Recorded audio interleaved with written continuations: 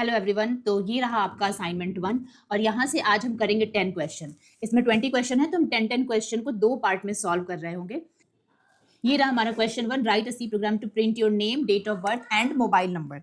तो जिस तरीके से हमें इनपुट दिया गया है क्वेश्चन में लेने के लिए, वैसे ही हम इनपुट लेंगे। जो यहाँ फॉर्मेट है आउटपुट का, बिल्कुल उसी ऑर्डर में, उसी तरीके से, उसी फॉर्मेट के साथ हम आउटपुट प्रिंट करेंगे। अपना ब्रेन हमें यहाँ नहीं लगाना है, क्वेश्चन बनाने वाले ने ब्रेन लगा दिया है।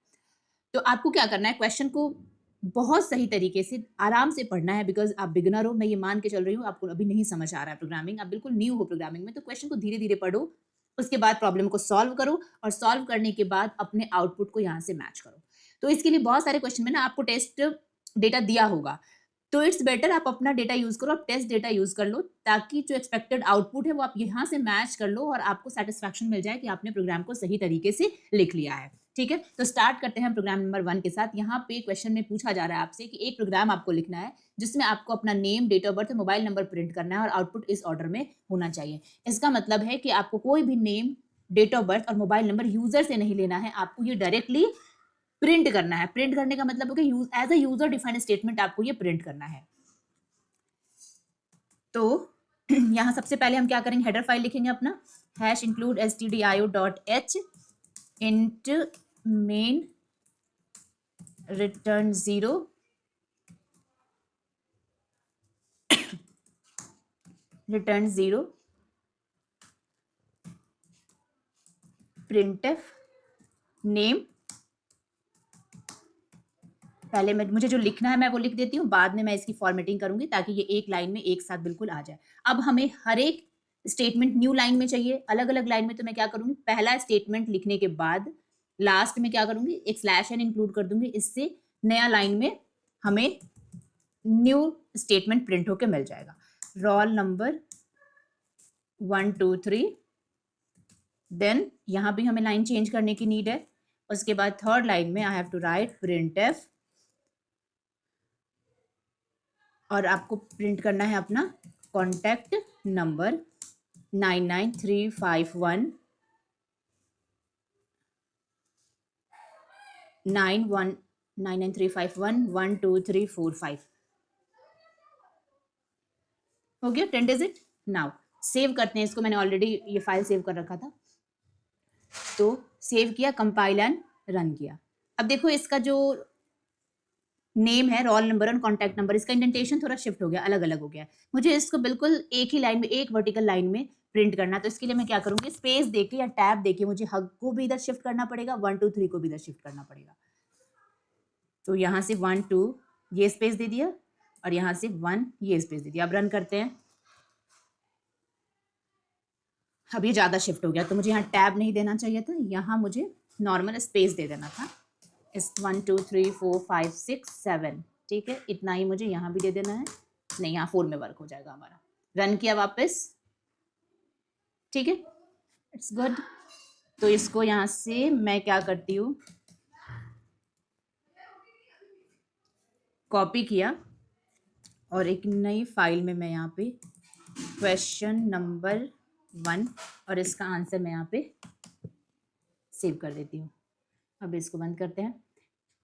तो ये हो गया आपका क्वेश्चन नंबर 1। अब चलते हैं क्वेश्चन नंबर 2 की तरफ।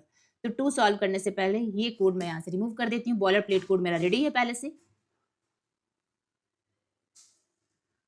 क्वेश्चन नंबर 2 क्या, write a C program to read and display all type of variables. अब ये जो वेरिएबल्स हैं यहाँ पे, ये जो वैल्यूज हैं, ये आपको यूजर से रीड करनी है और प्रिंट करना है। ध्यान से देखोगे तो ये जो वैल्यू है ये इंटीजर टाइप की है, नेक्स्ट वन फ्लोट टाइप का है और थर्ड वन कैरेक्टर टाइप का है। तो आपको क्या करना है, यूजर से इंटीजर, फ्लोट और कैरेक्टर रीड करना है और डिस्प्ले करना है। क्वेश्चन समझ में आ गया? चले अब हम प्रोग्राम लिखने। तो सबसे पहले हमें इंटीजर चाहिए, फ्लोट चाहिए और कैरेक्टर चाहिए। तो वेरिएबल बनाएंगे इंटीजर के लिए, फिर एक वेरिएबल बनाया हमने फ्लोट के लिए, फिर एक वेरिएबल बनाया हमने कैरेक्टर के लिए। अब मुझे यूजर से रीड करना है। रीड करने के लिए हम कौन सा फंक्शन यूज करते हैं, स्कैनएफ यूज करते हैं। स्कैनएफ %d x m%x, अच्छा, स्कैनएफ %f फ्लोट के लिए, m%y, स्कैनएफ %c, m%z। अब यहां से आप डायरेक्टली वैल्यू को रीड कर सकते हो, बट यूजर को समझ में आए तो आप चाहो तो यहाँ पे एक मैसेज दे दो, enter integer, float and character respectively, क्योंकि आपने पहले किसके लिए स्कैनफ लिखा है, पहले लिखा है आपने इंटीजर के लिए, फिर लिखा है आपने फ्लोट के लिए, तो फिर लिखा है कैरेक्टर के लिए। तो यहाँ यूजर को मैसेज भी देना पड़ेगा सो दैट यूजर इसी ऑर्डर में इनपुट करे वैल्यूज को और आपको इसी ऑर्डर में वैल्यूज रीड करने को मिले। स्कैन कर लिया, इसके बाद हम क्या करेंगे, प्रिंट करेंगे। तो प्रिंट करने के लिए प्रिंट है, सबसे पहले हमें क्या प्रिंट करना है, इंटीजर प्रिंट करना है। %d/n, इंटीजर कहाँ रखा है, x में रखा है। इसी लाइन को कॉपी करके 2 टाइम्स पेस्ट कर ले, f y c z, यहाँ पे सेमीकोलन मिस हो गए। 12 इंटीजर के लिए, 23.3 f फ्लोट के लिए। अच्छा, f उसने फ्लोट में रीड कर लिया। 1 इंटीजर के लिए, 23.3 फ्लोट के लिए। और अगर आप ध्यान से देखोगे तो आपने यहाँ पे कैरेक्टर की एंट्री की नहीं की ना, कैरेक्टर की एंट्री हो ही नहीं पाई, आप नहीं कर पाए कैरेक्टर एंट्री। एक प्रॉब्लम तो इस क्वेश्चन में ये आ रही है। एक प्रॉब्लम ये भी आ सकती है कि आप स्कैन तो करोगे बट रीड तो करोगे बट डिस्प्ले नहीं कर पाओगे। इंटीजर 1, फ्लोट 12.2 और कैरेक्टर फिर से हम अगेन रीड नहीं कर पाए हैं। अब ये ऐसा क्यों हो रहा है, बिकॉज 12.2 फ्लोट जब मैं एंटर कर रही हूँ ना, उसके बाद मैं एक बार एंटर हिट कर रही हूँ कैरेक्टर इंसर्ट करने के लिए, और थर्ड ही एंट्री हमें किसकी करनी है, कैरेक्टर की करनी है, इस वाले कैरेक्टर की करनी है। तो इंटीजर सक्सेसफुली रीड हो जा रहा है, फ्लोट सक्सेसफुली रीड हो जा रहा है। फ्लोट के बाद 1 बाइट स्पेस लिया गया है किसके लिए, जेड के लिए। जेड क्या है, कैरेक्टर है। तो जब मैं फ्लोट रीड करने के बाद एंटर हिट कर रही हूँ सो दैट मैं नया एक कैरेक्टर इंसर्ट कर पाऊं, तो वो एंटर उस 1 बाइट स्पेस पे जाके स्टोर हो जा रहा है, और कंपाइलर को ये समझ में आ रहा है कि वो एंटर जो हमने हिट किया है वो भी क्या है, एक कैरेक्टर ही तो है। वही कैरेक्टर यूजर इंसर्ट करना चाहता था, इसीलिए यूजर को थर्ड जो वेरिएबल है उसकी वैल्यू इंसर्ट करने के लिए स्पेस ही नहीं है, क्योंकि स्पेस कितना था हमारे पास, 1 बाइट स्पेस था। 1 बाइट स्पेस इस फ्लोट के बाद जो एंटर की आपने हिट किया उस एंटर की ने ले लिया। तो फिर कंपाइलर को इससे क्या मतलब, आपने अपनी वैल्यू दी कि नहीं दी, कंपाइलर को तो एक कैरेक्टर चाहिए था, वो एक कैरेक्टर मिल गया उसको एंटर, बस वहां से वो एग्जिट करके और फिर न्यू लाइन पे जो स्टेटमेंट्स लिखे हैं वो एग्जीक्यूट करने लगेगा। तो इस एग्जीक्यूशन में क्या होगा, x की वैल्यू प्रिंट होगी, फिर y की वैल्यू प्रिंट होगी, फिर z की वैल्यू प्रिंट होगी। तो x प्रिंट हो गया, y प्रिंट हो गया, अब आपको z नहीं दिख रहा होगा यहाँ पे। z इसलिए नहीं दिख रहा है आपको क्योंकि एंटर क्या एक नॉन प्रिंटेबल कैरेक्टर है, तो यहाँ प्रिंट हो रहा है वो, बट आपको वो दिख नहीं रहा है। इस प्रॉब्लम को सॉल्व करने के लिए आपको करना क्या है, जहां पे ये प्रॉब्लम आ रही है 1 बाइट की, वहां पे आपको बफर को फ्लश कर देना है, सो दैट बफर में जो एंटर गया था ना वो पहले फ्लश हो जाए और आपको 1 बाइट का फ्रेश स्पेस मिले एक नया कैरेक्टर रखने के लिए। तो बफर हमारा क्या है, स्टैंडर्ड इनपुट डिवाइस है, इसी के थ्रू तो कीबोर्ड हमारा क्या है, स्टैंडर्ड इनपुट डिवाइस है, इसी के थ्रू तो बफर में वैल्यूज जाती हैं, और इसी के थ्रू तो एंटर बफर में गया था और वो एंटर वहां से हमारे z वेरिएबल में जाके स्टोर हो गया। तो मैंने यहाँ पे लिख दिया f/stdin। अब क्या होगा यहाँ पे, जैसे आप फ्लोट एंटर करोगे, फ्लोट एंटर करने के बाद जब आप एंटर की हिट करोगे तो बफर में जाएगा और f फ्लश क्या करेगा, बफर को क्लीन कर देगा। उसके बाद आप क्या करोगे, एक कैरेक्टर इंसर्ट करोगे। अब वो कैरेक्टर जो आप इंसर्ट करोगे वो बफर में जाएगा और बफर से फिर वो z वेरिएबल में जाके स्टोर हो जाएगा। 1 12.2 मैंने डाला मेरा इंटीजर, फिर मैंने डाला मेरा फ्लोट। अब जो मैं एंटर हिट करने जा रही हूँ, इसी एंटर को कंपाइलर कैरेक्टर समझ रहा था, मैंने एंटर हिट किया और देखो अब तो कोई कंफ्यूजन नहीं हुई ना कंपाइलर को। कंपाइलर ने सबसे पहले क्या कर दिया, बफर फ्लश कर दिया। तो जो एंटर मैंने हिट किया वो जेड में जाके स्टोर नहीं हुआ। अब मैं यहाँ से ए हिट कर रही हूँ, अब ये जाके जेड में स्टोर होगा। अब मैं नेक्स्ट एंटर हिट करूंगी, मिल गया मुझे मेरा इंटीजर, फ्लोट और मेरा कैरेक्टर। ठीक है, इसको भी यहाँ से कॉपी करो सॉल्यूशन को और यहाँ पे पेस्ट कर दो। क्वेश्चन नंबर 2,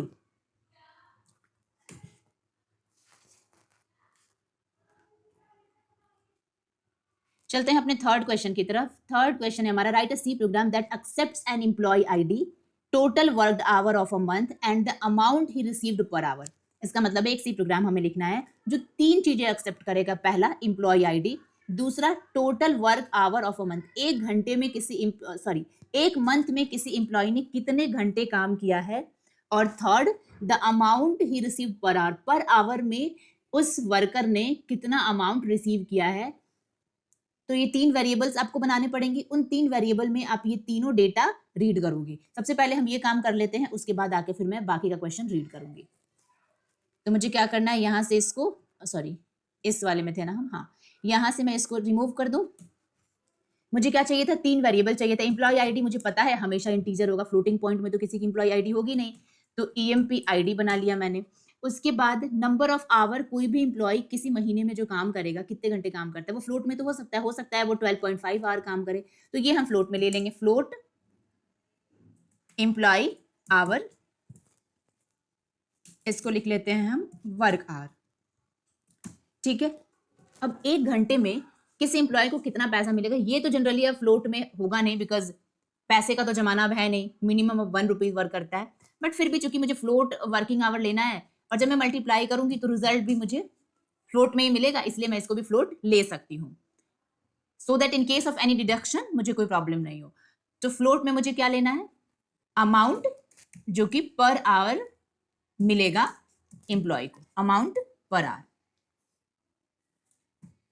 यही 3 वेरिएबल चाहिए मुझे तीनों वैल्यू रीड करने के लिए। अब मैं यहाँ पे एक यूजर डिफाइंड स्टेटमेंट लिख देती हूँ, जहां पे यूजर को एक मैसेज डिस्प्ले होगा कि एम्प्लॉय आईडी, वर्क आवर और अमाउंट पर आवर एंटर करो। Enter employ ID, working hour per month, working hour in a month, working hour in a month. उसके बाद क्या है, अमाउंट पर आवर रेस्पेक्टिवली, ठीक है। रेस्पेक्टिवली इसलिए लिख देना जरूरी होता है सो दैट इसी ऑर्डर में यूजर भी एंटर करे।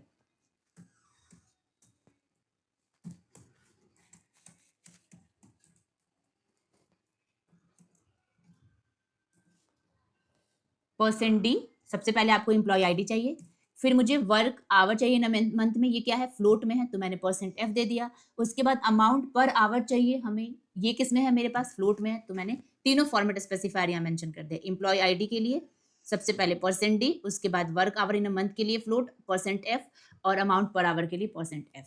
इसके बाद कॉमा देने के बाद मैं क्या लिख दूंगी, मेरे तीनों variable EMP ID, work hour और उसके बाद अमाउंट पर आवर, ठीक है। स्कैन कर लिया। अब आगे रीड करते हैं क्वेश्चन मेरा। अब क्वेश्चन में क्या कर रहा है, print the employees ID and salary of a particular month. अब मुझे प्रिंट क्या करना है, एम्प्लॉय आईडी प्रिंट करना है, और किसी भी मंथ की, जिस भी मंथ के लिए हम कैलकुलेशन कर रहे हैं उस मंथ की सैलरी प्रिंट करना है। तो सैलरी प्रिंट करने के लिए, सैलरी के लिए क्या कैलकुलेशन होगा, सैलरी के लिए कैलकुलेशन होगा उस एम्प्लॉय ने एक महीने में कितने घंटे काम किए और एक घंटे का उसको कितना पैसा मिलेगा, दोनों को मल्टीप्लाई कर देंगे, सैलरी निकल जाएगा। So simple is that.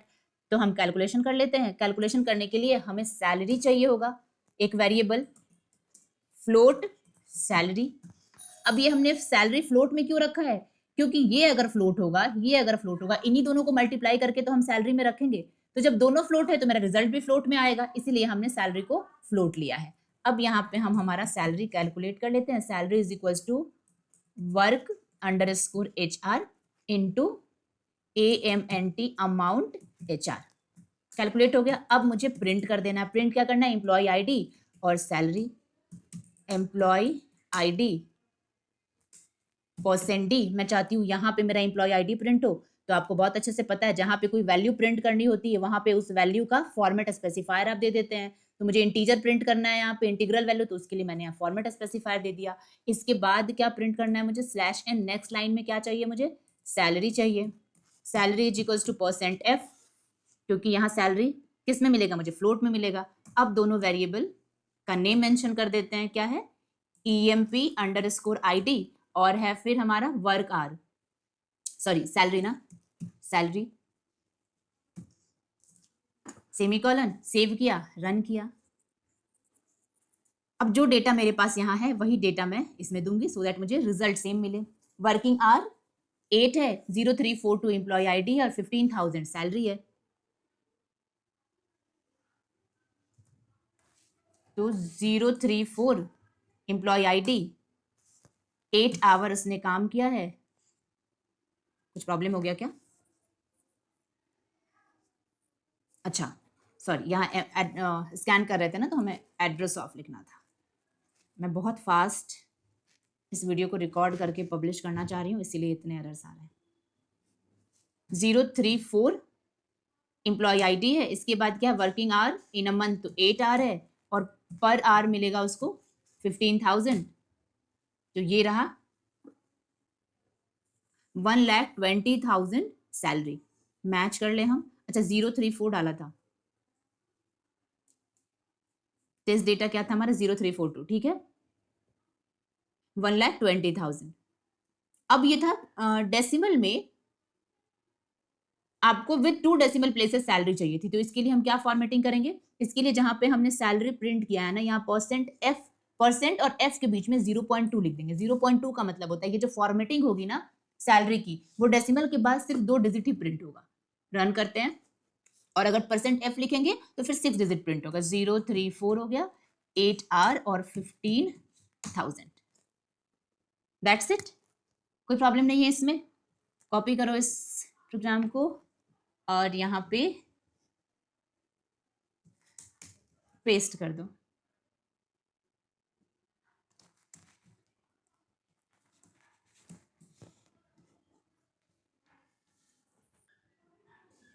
Write a C program that accepts an employee ID, total worked hour of a month, and the amount he received per hour.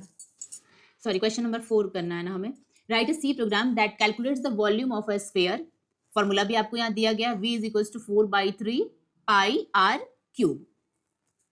तो आपको यहाँ पे वेरिएबल क्या चाहिए? r चाहिए ना, रेडियस ही तो चाहिए। 4/3 आपके पास पहले से है, पाई की वैल्यू आपको पहले से पता है। इट मीन्स हमें यूजर से क्या लेने की नीड होगी? सिर्फ रेडियस लेने की नीड होगी, और हम किसी भी वॉल्यूम का स्फीयर कैलकुलेट कर पाएंगे। तो सबसे पहले हमें क्या करना है? यूजर से रेडियस गेट करना है। Input the radius of the sphere 2.56, the volume of the sphere is 70.27 something. चलो इसको मैं यहां से यहां तक रिमूव करती हूँ। रेडियस, अब रेडियस तो फ्लोट में हो सकता है, फ्लोट रेडियस। दूसरा हमें क्या चाहिए होगा? वॉल्यूम चाहिए होगा, तो वॉल्यूम भी तो फ्लोट ही होगा ना, तो मैं यहां पे ही लिख देती हूँ वॉल्यूम। दोनों वेरिएबल बना लिया हमने। अब मुझे यूजर से क्या लेना है? रेडियस की वैल्यू लेनी है। Enter the value of radius और स्कैन करके कहाँ रख लेंगे? %f m% रेडियस में। अब मुझे क्या करना है? वॉल्यूम कैलकुलेट करना है। तो volume is equals to 4 divided by 3 into pi 3.14 और cube, pi r cube. R क्या है? रेडियस। अब यहाँ क्यूब जैसा कुछ नहीं होता, यहाँ आपको लिखना पड़ेगा radius into radius into radius. Volume मिल गया। अब मुझे वॉल्यूम को प्रिंट करना होगा। प्रिंट करने के लिए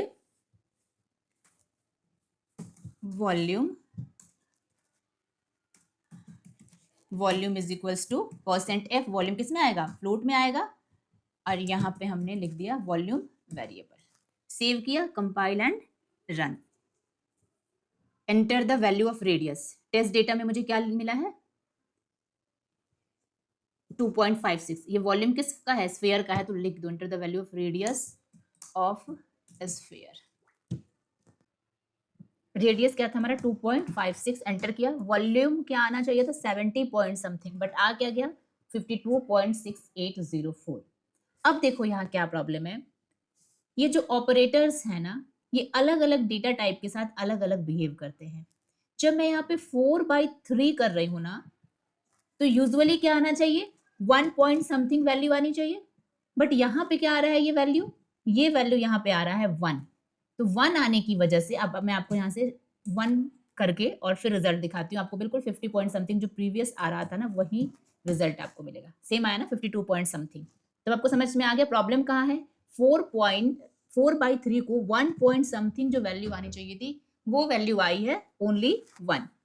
तो सबसे पहले हम क्या करेंगे, इसको मुझे एक्चुअल वैल्यू चाहिए तो इसको हम टाइप कास्ट करेंगे फ्लोट में। तो अभी हमारे पास ये एक सेपरेट टर्म है और ये एक सेपरेट टर्म है। अब देखो ये जो टर्म है ना, यहाँ पे रेडियस इंटू रेडियस हमने किया है, इंटू 3.14 किया है। तो डेसिमल के बाद टोटल हमें कितनी डिजिट्स मिल रहे हैं, 6 डिजिट मिल रहे हैं ना डेसिमल के बाद।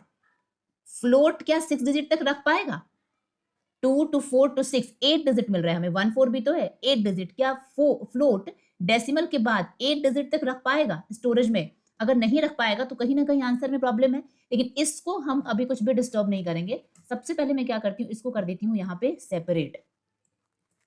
तो ये सेपरेट हो गया। अब हमारे पास 4/3 बचा, एक यूनिट। 4/3 को मैंने क्या बोला, 1 नहीं होने देना है, मुझे इसकी एक्चुअल वैल्यू चाहिए। तो इसके लिए मुझे इसके आंसर को टाइप कास्ट करना पड़ेगा। दो ऑप्शन है मेरे पास, इधर तो मैं यहाँ पे 4.0 डिवाइडेड बाई 3.0 लिख दूं, तो अब एक फ्लोटिंग पॉइंट नंबर दूसरे फ्लोटिंग पॉइंट नंबर से डिवाइड हो रहा है, तो रिजल्ट मुझे क्या मिलेगा, एक फ्लोटिंग पॉइंट नंबर मिलेगा।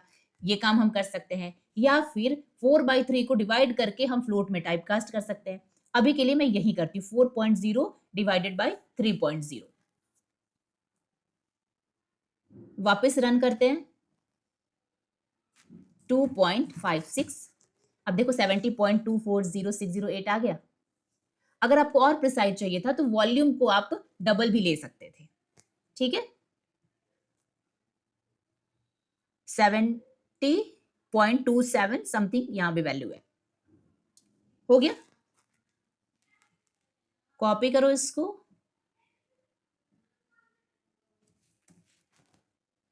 और यहां पे पेस्ट कर देंगे। क्वेश्चन नंबर ये कौन सा है, 4 है। अब आते हैं नेक्स्ट क्वेश्चन पे। क्वेश्चन नंबर 5 क्या है, write a C program that converts kilometre per hours to miles per our.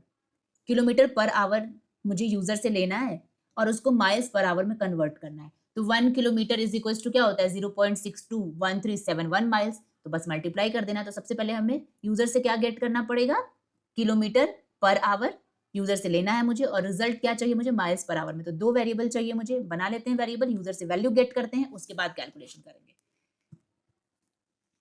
Question number 5 है ये हमारा, इसको रिमूव करो।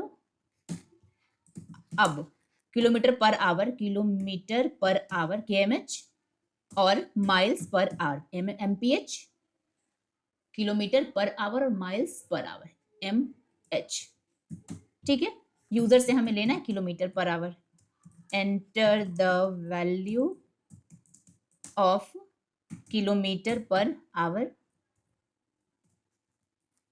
और रीड कर लेंगे, scan F %f m% kmh में कर लिया हमने रीड। अब मुझे क्या करना है, mh कैलकुलेट करना है। तो mh is equals to kmh into, formula देख लो, 0.621371, 0.621371, और ये मुझे प्रिंट कर देना है, print f miles per hour is equals to %f mh। कोई प्रॉब्लम इसमें? यूजर से जो डेटा मुझे रीड करना था उसके लिए वेरिएबल बना लिया, जो मुझे रिजल्ट चाहिए था mh में उसके लिए वेरिएबल बना लिया, कैलकुलेशन किया और रिजल्ट डिस्प्ले कर दिया। रन करते हैं। टेस्ट डेटा क्या है हमारे पास, टेस्ट डेटा है हमारे पास 15 kilometre per our, 9 point something आना चाहिए आंसर, 9.3205। सही है यहां तक? चलिए ठीक है, इसको भी कॉपी किया। दिस इज क्वेश्चन नंबर 5 है ना।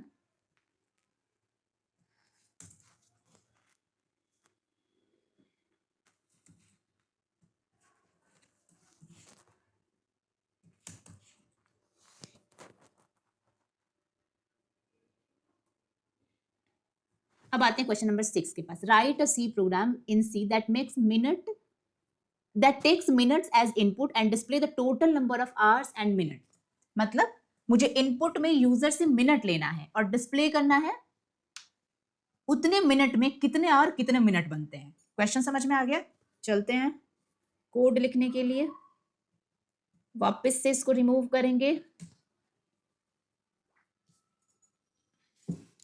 अब यहाँ पे जरा कैलकुलेशन आपको देखना होगा। सबसे पहले मिनट तो फ्लोट में होगा नहीं, तो मैं इंट में मिनट ले लेती हूँ, मिनट। और आर भी नहीं होगा फ्लोट में, तो मैं आर भी ले लेती हूँ। यूजर से हम मिनट पहले गेट कर लेते हैं, आगे सोचने से पहले वन बाय वन काम करते हैं। जहां सोचना है वहां बाद में सोचेंगे, पहले जो कहा गया यूजर से लेने के लिए वो तो लेके हम स्टोर करें कहीं पे। Enter minutes,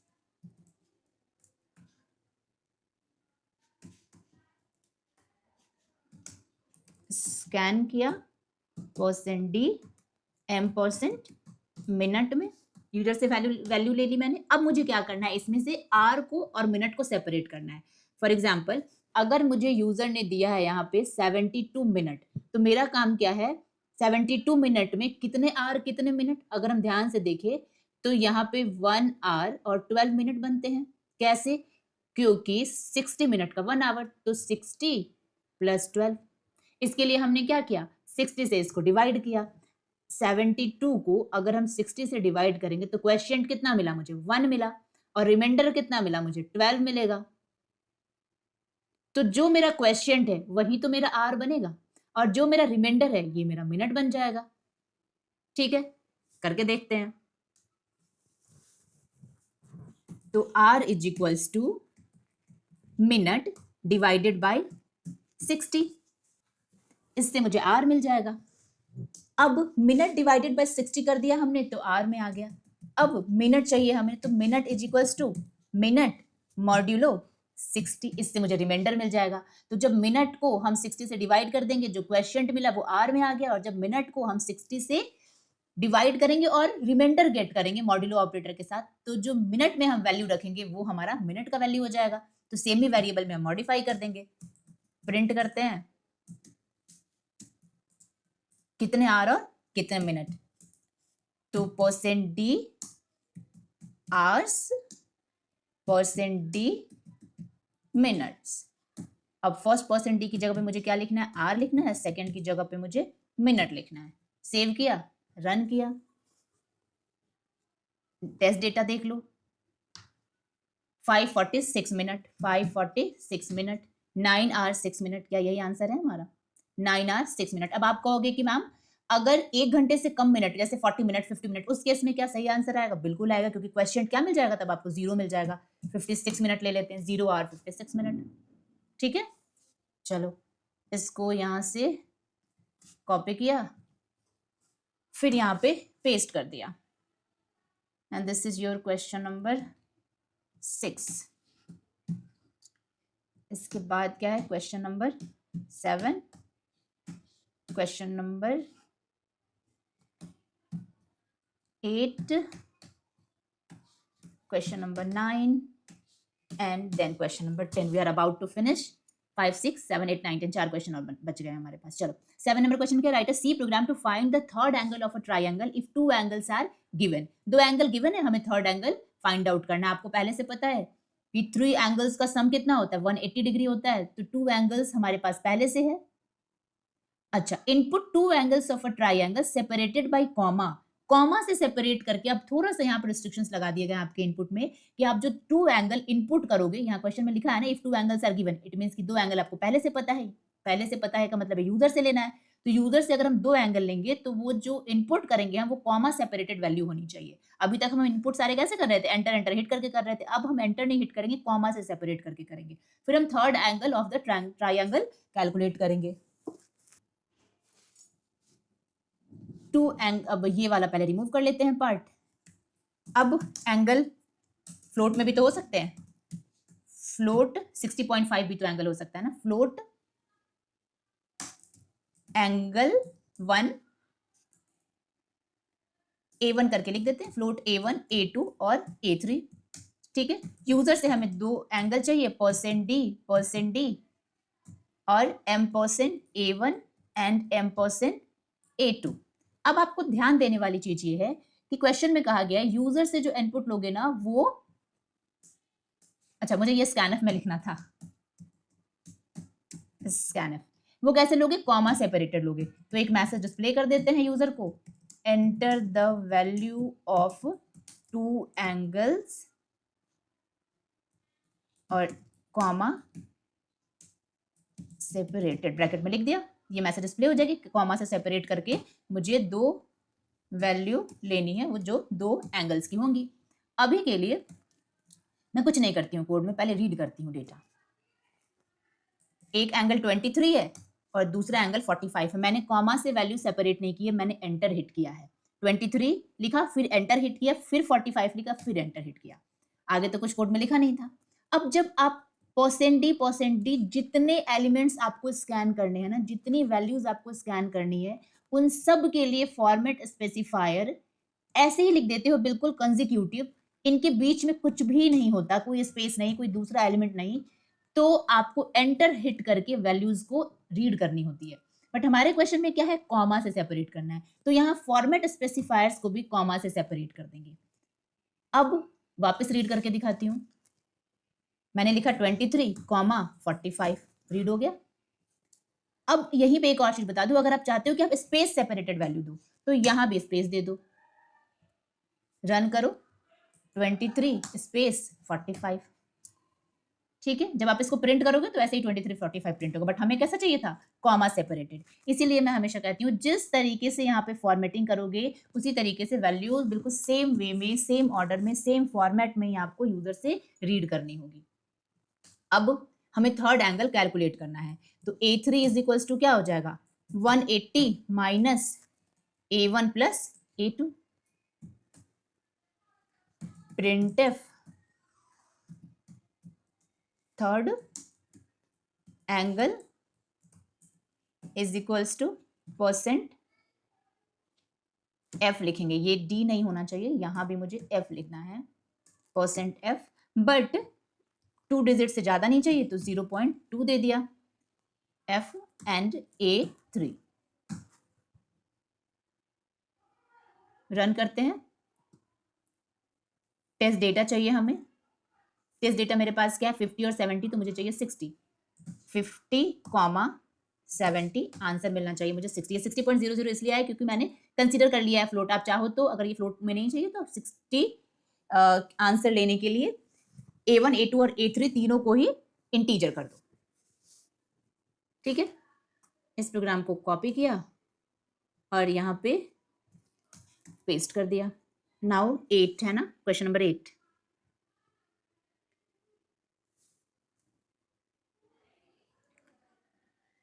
Write a C program to convert specified days into years, week and days. Ignore leap year. Leap year मुझे कैलकुलेट नहीं करना है, मुझे इग्नोर कर देना है। मैं ये मान के चल रही हूँ कि यूजर लीप ईयर वैल्यू नहीं देगा। तो मुझे क्या करना है? मैं यूजर से लूंगी नंबर ऑफ डेज, और मुझे आउटपुट में क्या प्रिंट करना है? उस डेज में, उतने डेज में कितने ईयर्स, कितने वीक्स और कितने डेज बचे मेरे पास। ये सेम क्वेश्चन हो गया जैसे हमारे पास मिनट और आवर वाला था। ईयर, वीक एंड डेज चाहिए हमें। यूजर क्या देगा? डेज देगा। तो इंट डेज, ईयर और वीक। ठीक है, यूजर से लेना है मुझे days, enter number of days,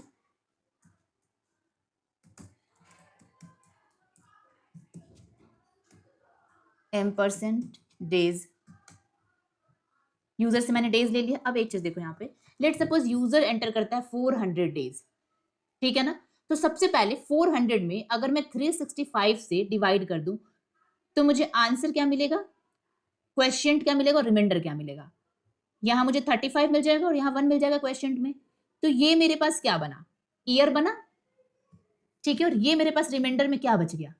days बच गया ना। अब इसी डेज पे हम वापस ऑपरेशन कर देंगे। अगर इस डेज पे मैं 7 से डिवाइड कर दूं, तो मुझे क्या मिल जाएगा? नंबर ऑफ वीक मिल जाएगा। 7 5 जा 35, 0। ये मिल गया नंबर ऑफ वीक। और ये जो रिमाइंडर फाइनल बचा, ये बचा मेरा नंबर ऑफ डेज। क्या ये बात आपको समझ में आ रही है? डेज में हमने 365 से इसलिए डिवाइड किया ईयर कैलकुलेट करने के लिए, बिकॉज 1 ईयर में 365 डेज होते हैं। फिर से डेज में हमने 7 से डिवाइड इसलिए किया वीक कैलकुलेट करने के लिए, बिकॉज 1 वीक में 7 डेज होते हैं। ये हमें पहले से पता है, बस हमें ये फिगर आउट करना है प्रोग्राम में। तो सबसे पहले मैं क्या करूंगी, जो मेरे पास नंबर ऑफ डेज है उसमें से मैं ईयर निकाल लूंगी डिवाइड करके क्वेश्चन से, और फिर रिमाइंडर निकाल लूंगी। जो रिमाइंडर बचेगा फाइनल डेज, उसको मैं फिर डिवाइड कर दूंगी 7 से। उससे मुझे क्वेश्चन में क्या मिल जाएगा, नंबर ऑफ वीक मिल जाएगा, और जो रिमाइंडर में मिलेगा मुझे, वो रिमाइंडर क्या मिलेगा, नंबर ऑफ डेज मिल जाएगा। करके देखते हैं। Year is equals to days divided by 365।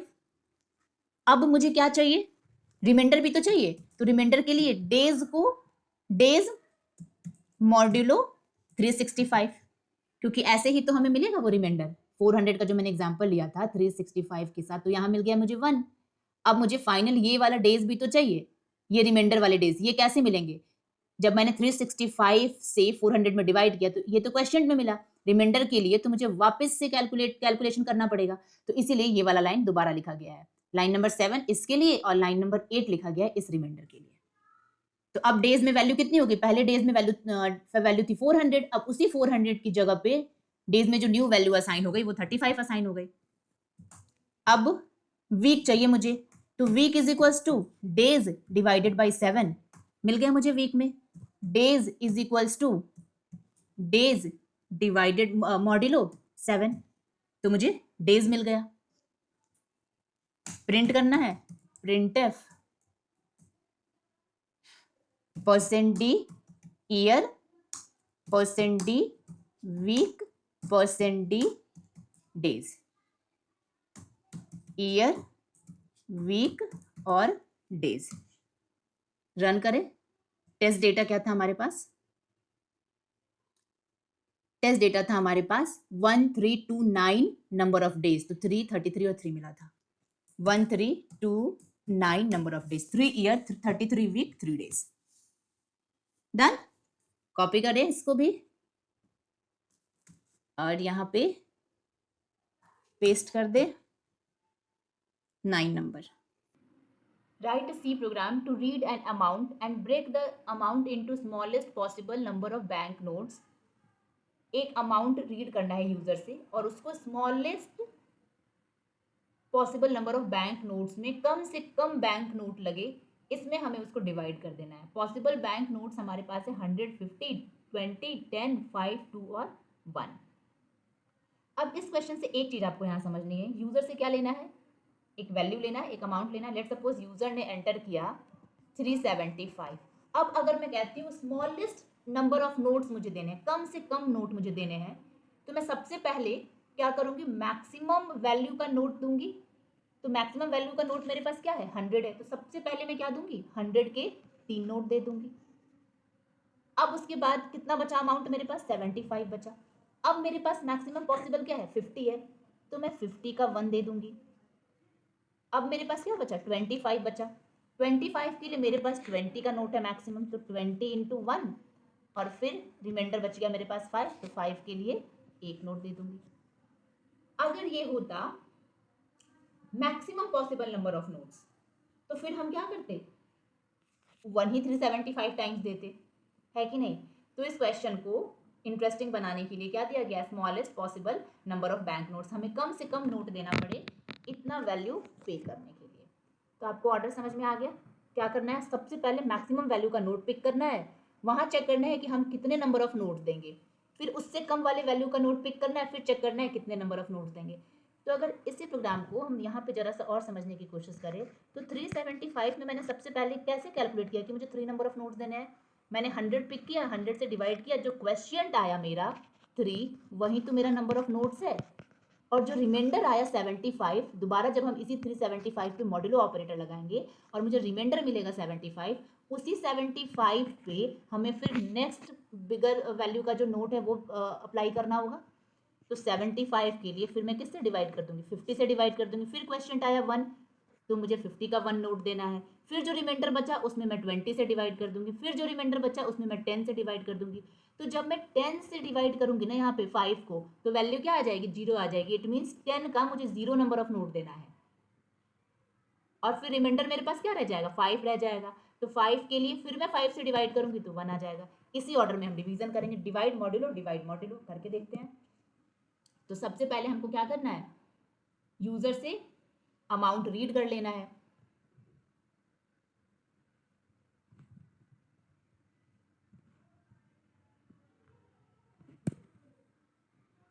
Amount मैंने यूजर से रीड कर लिया अमाउंट में। उसके बाद मुझे 100 का नोट चाहिए, 50, 20, 10, 5 और 1। तो 100 के लिए मैं लिख लेती हूँ 100, फिर है मेरे पास 50, फिर है मेरे पास 20, स्पेलिंग मैं शॉर्ट करके लिख रही हूँ, फिर है मेरे पास 10, फिर है मेरे पास 5, फिर है मेरे पास 1। ठीक है, एक मैसेज दे देते हैं यूजर को, एंटर द अमाउंट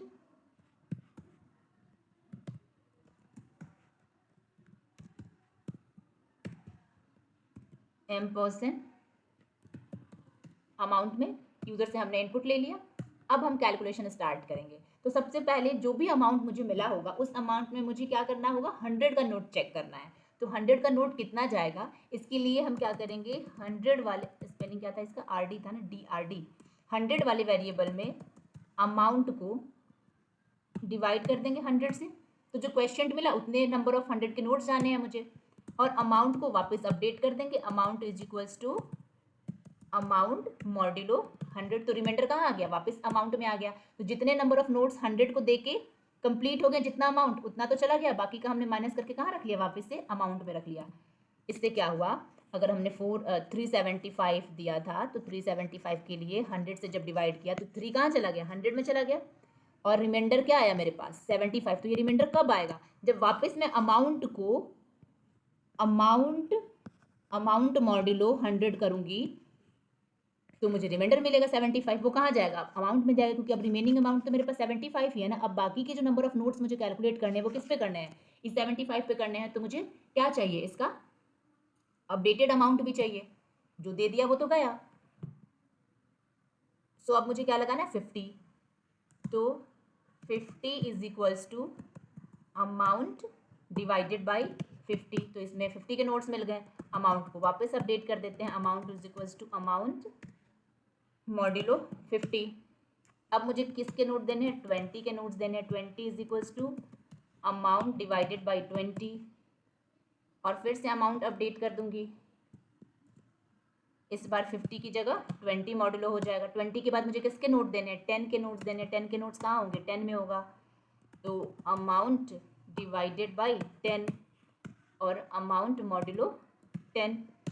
फिर किसके नोट देने हैं, 5 के नोट देने हैं। 5 is equals to amount divided by 5, रटना मत इस क्वेश्चन को या किसी भी क्वेश्चन को, 5, और 1 इज इक्वल्स टू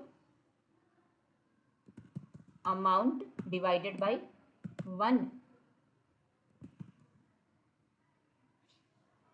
इसके बाद आपको रिमाइंडर की नीड ही नहीं है, तो नेक्स्ट लाइन की बात ही नहीं है। अब हम इसको प्रिंट कर लेंगे, हमारे पास सारे नंबर ऑफ नोट्स आ गए, इसी ऑर्डर में प्रिंट कर लेंगे जिस तरीके से यहाँ दिया हुआ है, 3 नोट्स ऑफ 100। ठीक है,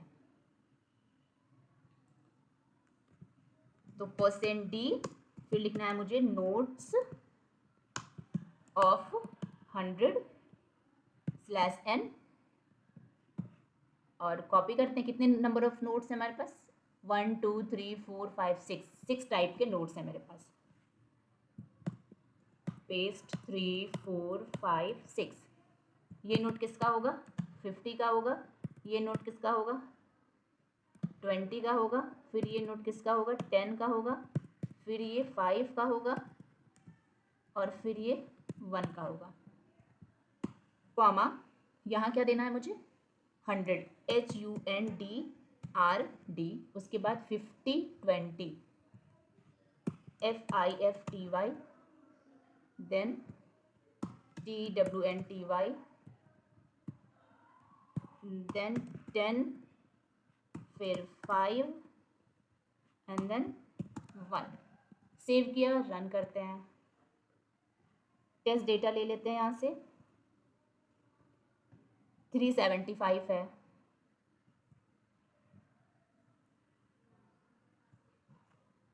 375, 3 notes of 100, 1 notes of 50, 1 note of 20, 0 note of 10, 1 note of 5, 0 notes of 1. ठीक है, 311010 टेस्ट डेटा से मैच कर लो. 311010 150, 20, 10, 5. अच्छा 2 का भी था, 2 का भी था. 2 के लिए हमने कैलकुलेट नहीं किया है ना. 5, 2 भी लिख लो. तो 2 के लिए कैसे कैलकुलेट करते हैं यहाँ पे?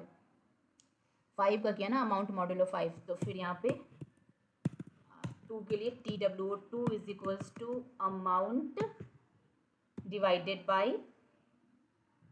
2, और फिर amount is equals to amount modulo 2. फिर 1 के लिए तो एक लाइन यहाँ पे 2 के लिए लिखनी पड़ती. Notes of 2 TWO. सेव किया, रन किया. 375 था ना, 375. अब सही है. चलो वापस इसको कॉपी करते हैं. कॉपी, और यहाँ पे कर दिया हमने पेस्ट. अच्छा रिटर्न 0 पेस्ट नहीं हुआ है.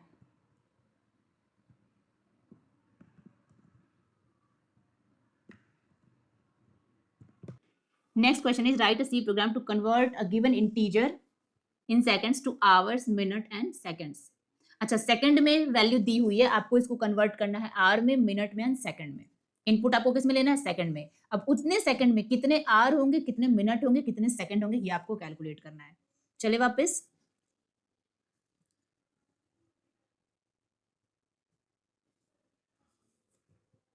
इसको यहां से रिमूव कर देते हैं.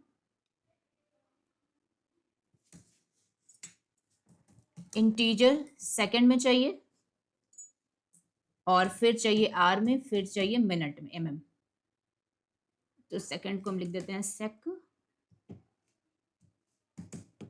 यूजर से हम ले लेंगे सेकंड में वैल्यू. एंटर सेकंड्स,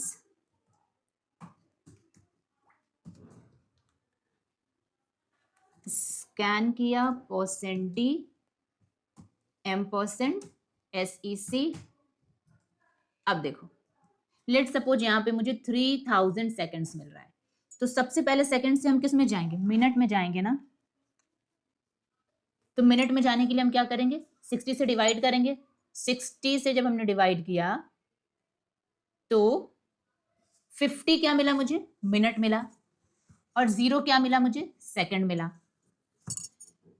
अब ये जो रिमाइंडर यहां मिलेगा मुझे, वो क्या मिलेगा मुझे? चूंकि मैंने सेकंड को डिवाइड किया है ना 60 से, तो रिमाइंडर मुझे वापस सेकंड ही मिलेगा.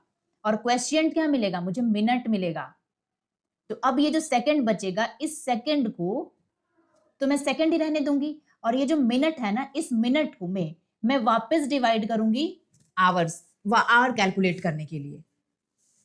एक तरीका तो ये है हमारे पास. दूसरा तरीका हमारे पास ये हो सकता है कि अगर मुझे 3000 सेकंड मिला है, तो सबसे पहले इसमें से हम आर कैलकुलेट कर लेते हैं. तो 1 आवर में कितने सेकंड? 1 मिनट में 60 सेकंड, और 1 आवर में 60 मिनट, तो 3600 सेकंड हो गया. तो सबसे पहले मैं इसको 3600 से डिवाइड कर दूंगी, तो ये मुझे कितना मिल जाएगा? आर मिल जाएगा. और जो रिमाइंडर मिलेगा मुझे, वो क्या मिल जाएगा? सेकंड मिलेगा. अब इस सेकंड से मैं मिनट बना लूंगी. तो इससे मिनट बनाने के लिए क्या करना होगा मुझे? फिर 60 से डिवाइड कर दूंगी. तो अब जो मुझे क्वेश्चन मिलेगा यहाँ पे, वो मुझे मिल जाएगा मिनट. और जो यहाँ रिमाइंडर बचेगा मेरा, वो बच जाएगा मेरा सेकंड. क्या आपको ये बात समझ में आ रही है? तो सेकंड से सबसे पहले हम आर निकाल लेते हैं. फिर क्या करेंगे? आर निकालने के बाद जो रिमाइंडर बच जाएगा मेरे पास, उस रिमाइंडर में फिर से 60 से डिवाइड करके हम मिनट निकाल लेंगे. और फिर जो रिमाइंडर बच जाएगा हमारा, वो हो जाएगा हमारा सेकंड. तो आर के लिए सेकंड डिवाइडेड बाय 3600 आर बन गया. और सेकंड में फिर से हमने क्या कर दिया? अपडेट कर दिया सेकंड मॉड्यूलो 3600. तो यहां रिमाइंडर चला गया. अब इस सेकंड से हमें क्या चाहिए? मिनट चाहिए. तो मिनट के लिए हम क्या करेंगे?